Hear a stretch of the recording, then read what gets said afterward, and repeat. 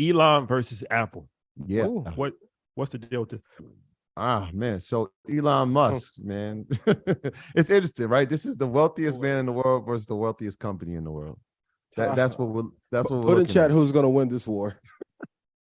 So he has said that Apple has threatened to withhold Twitter from the App Store, but they won't tell him why. He's also tweeted that Apple has mostly stopped advertising on Twitter. Do they hate free speech in America? So those are the two tweets that he put out. I mean, it's tough. It's an interesting thing, right? Like he highlighted Apple, but if you look out how many people have stopped advertising or paused advertising with Twitter, the list goes down pretty long. And it's interesting because there's one industry that sticks out when you talk about people that paused or pulled advertising. So Mercedes, Benz, McDonald's, Chevrolet, Chipotle, Ford, Jeep, GM, and General Mills have all paused or pulled advertising on Twitter.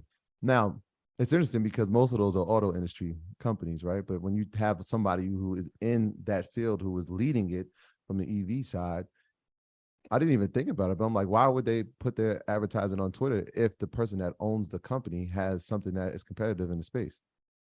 Or if the platform is considered unstable and allows unruly activity, which is a bad reflection of a company of that scale. Apple is always.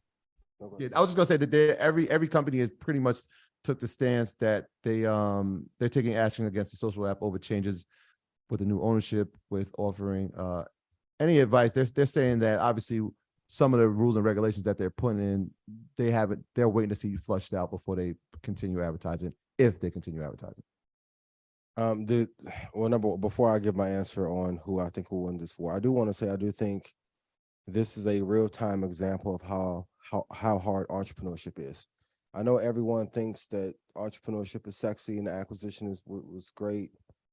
Whatever your perspective was on that, like building a company of immense value at scale is incredibly hard. I do love that he's sharing these challenges that he is facing. To choose to go to war with Apple would be a death sentence. Zuckerberg chose to wage war against Apple. It is a war he has not won. Kudos to the entire staff at Meta. I will be there at 3:15 p.m. with me in the rebellion. I appreciate you. And I appreciate you guys for being at the show last night. Apple is not a company or an empire that you are able to face. So I just started like recently watching, House of Dragon or like Game of Thrones. What's her name? Khaleesi with the dragon? Apple has 1,000 dragon and the little zombie dude in the middle of Siberia. You cannot fight him. So with him trying to run SpaceX, Tesla, all the other ventures that he has at one time, this isn't the war that he wants to fight. Sometimes you have to play nice to build your cash reserves to then be able to make the moves that you want to. Apple's going to win this war outright. And I know they talked about making a Tesla phone. That's something they should have did 3 or 4 years ago when they had the idea to do so. I think it would be great if they found a way for Twitter to have more of an effective platform inside the cars. But when you are down this much money and you don't have the staff to build an amazing product, and the acquisition alone was not a game changer, you can't afford to go to war. Okay. War is too costly. His next tweet was he had the car in the fork of the road where it was like pay the 30% fee or go to war, and the car swerving toward the go to war. The 30% fee, we already saw we saw what happened with Epic Games, right? They said they tried to say this is monopoly, we shouldn't do it. Didn't really work out for them. Not a war you want to fight, and we've already seen somebody fight the war. So it's like, why would we even battle? The stance is going to be the stance, right? 30% of nothing is going to be nothing. Or you can have 30% and have access to the entire world. We have to be like with that 30% VIG that they get, like the mafia. Apple in itself is an index fund. If I told you like every company on earth that is of scale pays me 30%, why would you not want to invest in me? And Epic Games is a better platform than Twitter. If you go look at the growth of Fortnite when they decided to break away from the App Store, the popularity of the game has went down. You have to know when to fight an empire, when you have to say, hey, I'm not going to fight those dragons and Tim Cook. and Khaleesi and everyone else they have. No, don't do it. King's Landing. Yes. Yes. So how you think that this will end up? You think Elon will just end up falling back? If someone wants to say that they're going to send a heat-seeking missile at me, I'm going to bow out. He should do the same. You have to, like, honestly, in any competition, you have to know who you can defeat and who is better than you going into the competition. I like his honesty. I do like some of the jokes that he tells on Twitter, but it is a sign, and I think he'll be able to figure it out, but maybe in 3 or 4 years. Twitter is going to have to acquire some of the, and I've said this before. I love the tech space. I popularized 2-Tech-2 index strategy.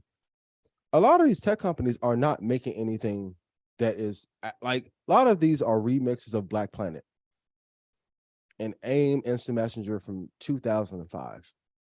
We haven't seen any immense innovation. Like, even when he took over, the first cash flow idea, which was not a horrible idea, I think it was executed poorly, as you talked about last week, was the verified blue check.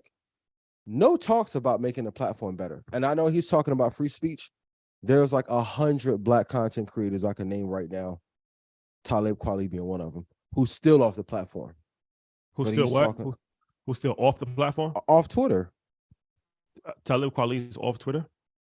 Has been for a long time. I think they said they're going to start reversing suspensions this week.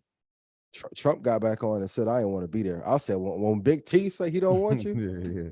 Well, you got Truth Social. well played. You got to Yeah. own your truth, no pun intended, and own your platform.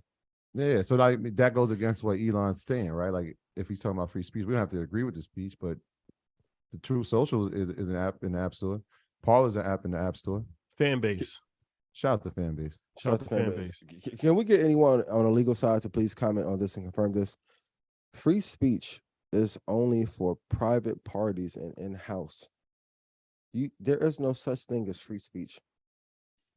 People take that one excerpt and think that you can say whatever you want to. Speech costs.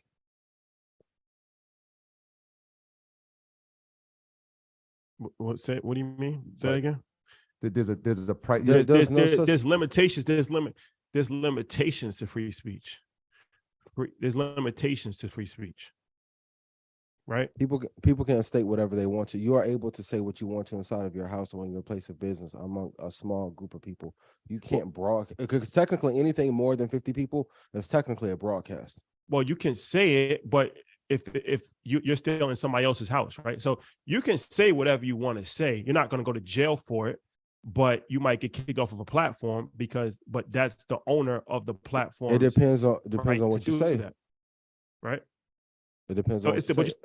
But you still have free speech, right? Like you can't be, like, some countries you could be jailed for speaking. Like, you speak out against the government, you can actually get put in jail. Edward Snowden has been chasing going to jail for the last 9 years for the free speech that he put out. Edward Snowden, he jammed up in where's he at? He's in the embassy in Venezuela or something. Where they got WikiLeaks, they got him the blacklist. Where they got him at? They got him. And it's a few people who are on some black site. I don't want to go to my little blacklist thing, but there's a few people, I won't sit down since you want to have some little commentary.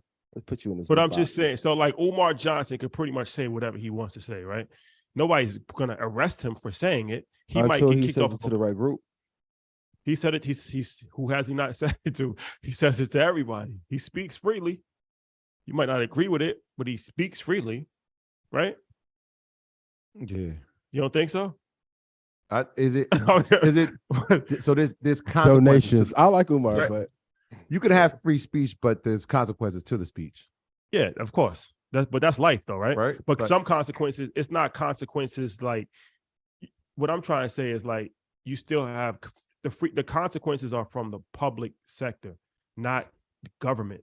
There's no consequence. Like, you're not going to get put in jail for talking about the president. Here, no, that's not true. It is true. Who gets put in jail for talking about? Kanye went on television. Edward Snowden. And look, they cut his water off. He leaked files. That's different, bro. He leaked classified files. That's completely different from going on Twitter and talking about Donald Trump. They're not the same thing. He leaked thousands of files. as he compromised government security. I'm not saying what he did is right or wrong, but I'm just saying what he did was actually a crime against the United States of America. He wasn't just talking. He leaked the files. He did. It's documented.